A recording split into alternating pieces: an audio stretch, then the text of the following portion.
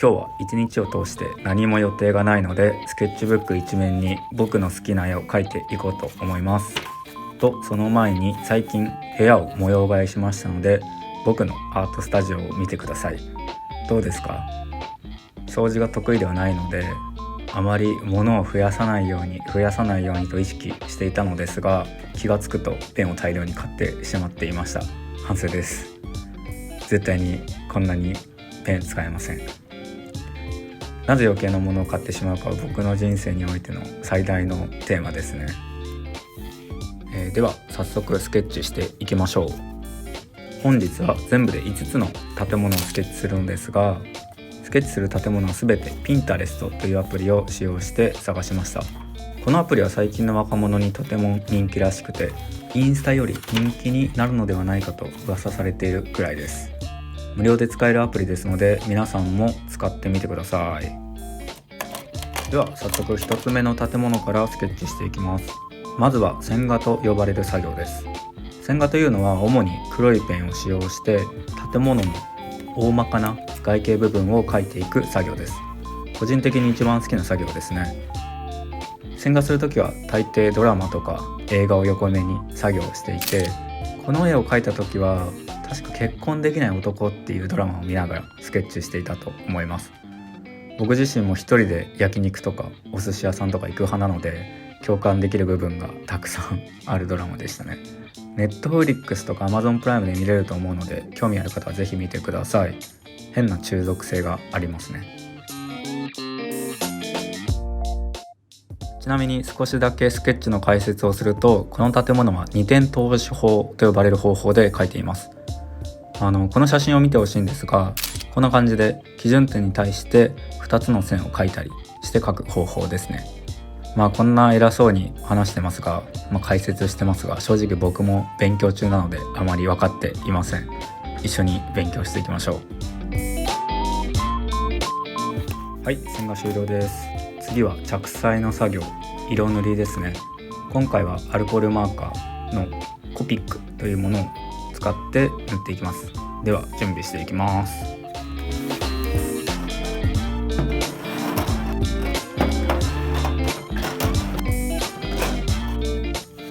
着彩の作業は本当に奥が深いですので、とても楽しめると思います。どの動画でも話していますが、着彩はどこから光が当たっているのかを考えて塗ると良い絵を描くことができます。今回は左上から光が当たっているので、そこを意識して塗ります。あとは少し言い訳なのですが、インクが全然なくて使用したいペンがあまり使えなかったです。こんなに大量にペンがあるのに使用したいペンはインク切れてて、計画性がまるでないですね。計画的に物事を進めたり、物を準備できたりする人は本当に憧れます。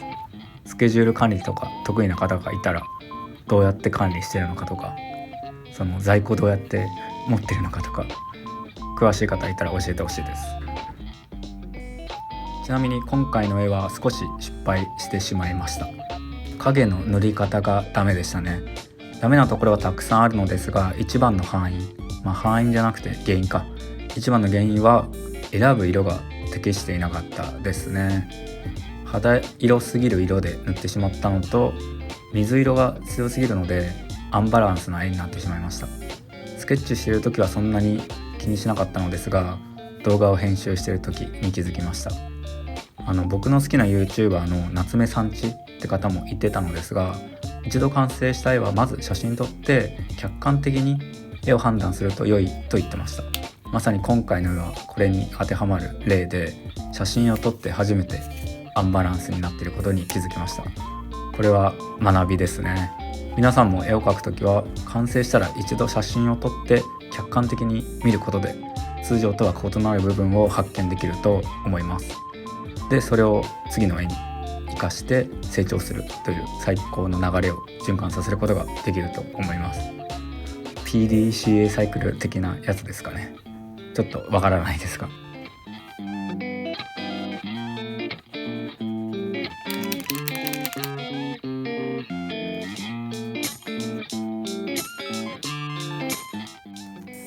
はい、1つ目の絵はこの辺で終了して、次の絵に移ります。次の絵はコカ・コーラの看板がドーンとある建物です。この建物かっこよすぎませんか？コカ・コーラのあのロゴはおそらく世界でもトップクラスのデザイナーが制作したものなので、本当にかっこいいし目に留まりますよね。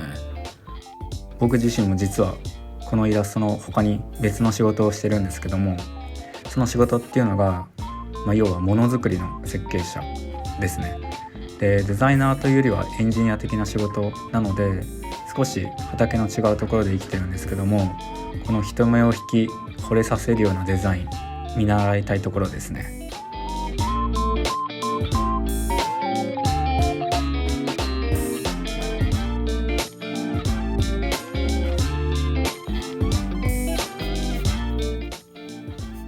このスケッチをするときに意識したことは、いかにこのコカ・コーラの看板を目立たせるかです。なので看板の赤色を塗るときはあえてビビット系の濃い赤色をチョイスして、逆に他の建物のボディとかのところは淡い色をチョイスしました。そういうことで看板が目立つかなと思って塗ってみました。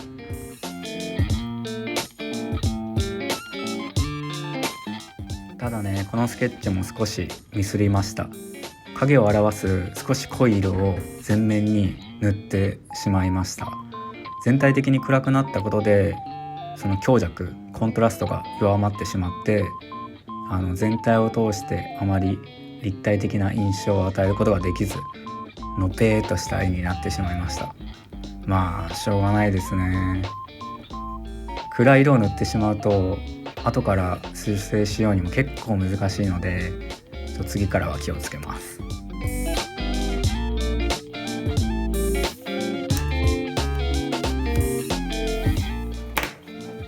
はい、次の建物。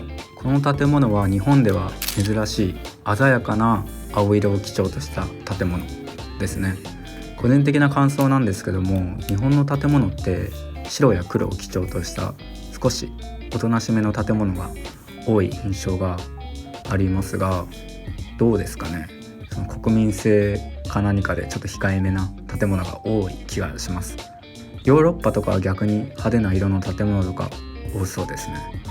ヨーロッパ旅行したことがないので、今は長崎のハウステンボスを思い浮かべて話していますが、青って目にいいらしいので、今後青い建物が増えていくことを切に願います。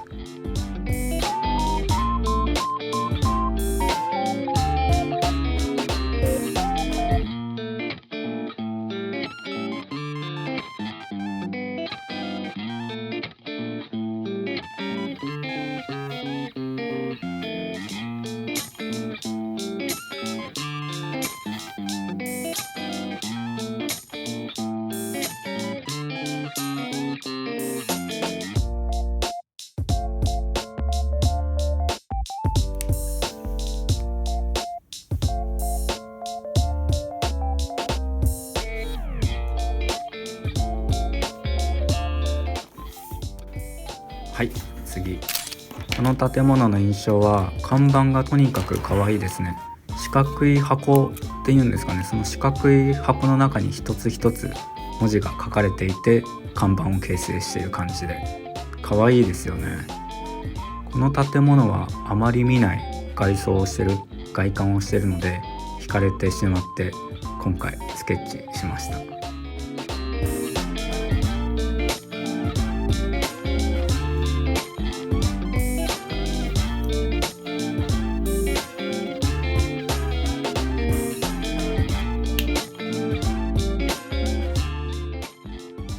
はい、次でラストです。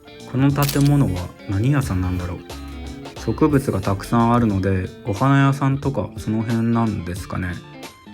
そういえば観葉植物を育ててみたくていろいろ調べていたんですが、育てるのはちょっと僕には難しそうだったので、フェイクグリーンっていう、人工的な植物、要はプラスチックみたいなそういう素材でできたものを買ってみたんですね。で、それがこれなんですが、ちょっと人工物すぎるなという感じで少し後悔しております。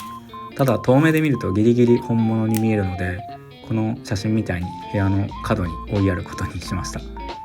皆さんフェイクグリーンを購入するときは注意した方がいいですよ。